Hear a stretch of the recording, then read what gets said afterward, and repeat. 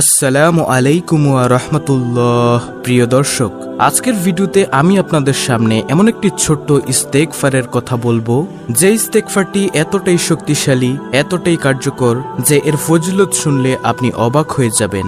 আপনি যদি কষ্ট করে এই ছোট্ট ইস্তেগফারটি এশার নামাজের পর 100 বার পাঠ করতে পারেন, আল্লাহ তাআলা আপনাকে 3টি পুরস্কার দান করবেন ইনশাআল্লাহ। তার মধ্যে সবচেয়ে দামি পুরস্কার হলো আপনার জীবনের সকল গুনাহ ক্ষমা করে দিবেন। সুবহানাল্লাহ। আপনি হয়তো ভাবতে পারেন যে এটার এমন কি বিষয়, সব গুনাহ মাফ হয়ে যাবে। আপনার কাছে হয়তো এটি স্বাভাবিক বিষয় হতে পারে, কিন্তু প্রিয় দর্শক, আপনি একটু চিন্তা করে দেখুন, আপনার জীবনের সকল সগীরা গুনাহ যদি ক্ষমা হয়ে যায়, এর থেকে সৌভাগ্যের বিষয় আর কি হতে পারে। এছাড়াও আরো 2টি গুরুত্বপূর্ণ পুরস্কার আল্লাহ তাআলা আপনাকে দান করবেন। এই 2টি পুরস্কারের কথা আমি আপনাদেরকে ভিডিওর একদম শেষে জানাবো। একজন মুমিন মুসলমান হিসেবে ভিডিওটি আপনার জন্য খুবই গুরুত্বপূর্ণ। তাই আমি বিশ্বাস করি, যে ব্যক্তি চায় তার গুনাহগুলোকে ক্ষমা করাতে, যে ব্যক্তি চায় তার জীবনের অফুরন্ত রিজিক আসুক, যে ব্যক্তি আল্লাহ তাআলাকে ভালোবাসে, সে আজকের ভিডিওটি সম্পূর্ণ দেখবে এবং এখান থেকে আমলটি শিখে পরবর্তীতে সেও সুন্দরভাবে এশার নামাজের পরে এই ইস্তেগফারের আমলটি করবে ইনশাআল্লাহ। আল্লাহ তাআলা 3টি পুরস্কার দান করবেন এবং পূর্ববর্তী গুনাহের সমপরিমাণ নেক তার আমলনামায় যোগ করে দিবেন। আসুন একটু মহান আল্লাহর কাছে মন খুলে দোয়া করি।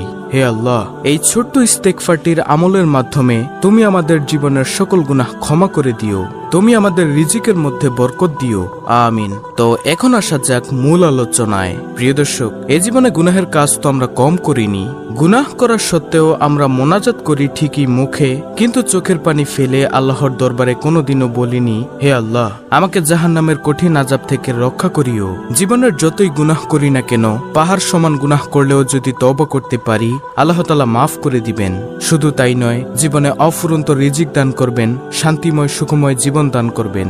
সুবহানাল্লাহ। হযরত মুসা আলাইহিস সালামের আমলে দীর্ঘদিন ধরে বৃষ্টি বন্ধ ছিল, যার কারণে গরমে অতিষ্ঠ ছিল জনজীবন। গরমের তীব্রতা সহ্য করতে না পেরে নবীর উম্মতেরা তার কাছে এসে বলল, হে নবী, আল্লাহর কাছে বৃষ্টির জন্য দোয়া করুন, এই বৃষ্টিহীন গরম আর সহ্য হয় না। হযরত মুসা আলাইহিস সালাম সবাইকে নিয়ে বৃষ্টির জন্য নামাজ পড়ে দোয়া করতে শুরু করলেন। দোয়া করার সঙ্গে সঙ্গে রোদের তীব্রতা আরো বেড়ে গেল। মুসা আলাইহিস সালাম অবাক হলেন। তিনি জিজ্ঞাসা করলেন, হে আল্লাহ, বৃষ্টির জন্য দোয়া করলাম, তুমি রোদের তেজ আরো বাড়িয়ে দিলে।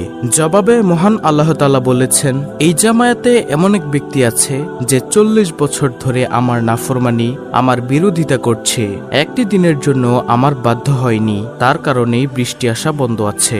হযরত মুসা আলাইহিস সালাম জামায়াতের দিকে তাকিয়ে সেই অচেনা অজানা লোকটিকে বের হয়ে যেতে বললেন। সেই লোকটি ভাবল, এখন যদি আমি বের হয়ে যাই, তবে সবার সামনে আমি পাপী হিসেবে লজ্জা পাবো, আর যদি থাকি তবে বৃষ্টি আসা বন্ধ থাকবে। এমন সময় নিজের ইজ্জত বাঁচাতে আল্লাহর কাছে দোয়া করল সে, হে আল্লাহ, 40 বছর আমার পাপ গোপন রেখেছেন, আজকে সবার সামনে বেইজ্জতি করবেন না, ক্ষমা চাচ্ছি। সে ব্যক্তি আল্লাহর কাছে গুনাহের জন্য ক্ষমা চাইলেন। একদিকে দোয়া শেষ হলো, অন্যদিকে আকাশ থেকে বৃষ্টি শুরু হলো।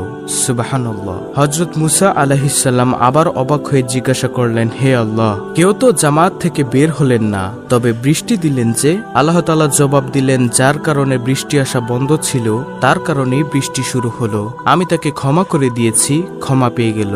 সুবহানাল্লাহ। আল্লাহর দয়া আর অনুগ্রহের কোনো সীমা পরিসীমা নেই। হযরত মুসা আলাইহিস সালাম জিজ্ঞাসা করলেন, লোকটির নাম পরিচয় তো কিছুই জানালেন না। আল্লাহ বললেন, যখন পাপে ডুবেছিল তখনই জানাইনি, এখন তওবা করেছে এখন জানাবো? পাপীদের পাপ আমি যথাসম্ভব গোপন রাখি, এটা আমার সঙ্গে আমার বান্দার নিজস্ব ব্যাপার। সুবহানাল্লাহ, সুবহানাল্লাহ। দেখুন প্রিয় দর্শক, আল্লাহর রহমতের কোনো শেষ নেই, আল্লাহর দয়ার কোনো শেষ নেই। এখান থেকে আমাদের শেখার অনেক আছে, কারণ আমরা প্রতিনিয়ত পাপ কাজে ডুবে থাকি। হয়তো এসব কারণে আল্লাহ তাআলা আমাদের রিজিক কমিয়ে দেন, আমরা অভাব অনটনে, বিপদ, টেনশনে, পেরেশানিতে জর্জরিত হয়ে থাকি, হতাশায় ভুগে থাকি, রোগ শোকে জর্জরিত হয়ে থাকি। তাই চলুন সবাই মিলে আমরা আল্লাহর কাছে যার যার গুনাহের কারণে অনুতপ্ত হই, আর আল্লাহ তাআলার কাছে তওবা করে ক্ষমা চাই। তো প্রিয় দর্শক, যাই হোক, এখন আমি আপনাদেরকে জানাবো এই আমলটি কি এবং এই আমলের নিয়মটি কি। গুনাহ থেকে তওবার নিয়তে এশার নামাজের পর এই ইস্তেগফারটি আমরা পাঠ করব। যে ইস্তেগফারটির কথা আমি আপনাদেরকে জানাবো আজকের ভিডিওতে। রাসূল করিম সাল্লাল্লাহু আলাইহি ওয়াসাল্লাম মসজিদে বসে এক বৈঠকে এই দোয়া 100 বার পড়েছেন। আবু দাউদ, ইবনে মাজাহ, তিরমিজি, মিশকাত। আর সেই ইস্তেগফারটি হচ্ছে রব্বিগফিরলি ওয়া তুব আলাইয়া ইন্নাকা আনতাত তাওয়াবুর রহিম। দর্শক, আমি আবার বলছি ইস্তেগফারটি রব্বিগফিরলি ওয়া তুব আলাইয়া ইন্নাকা আনতাত তাওয়াবুর রহিম। অর্থাৎ, হে আমার প্রভু, আপনি আমাকে ক্ষমা করুন এবং আমার তওবা কবুল করুন।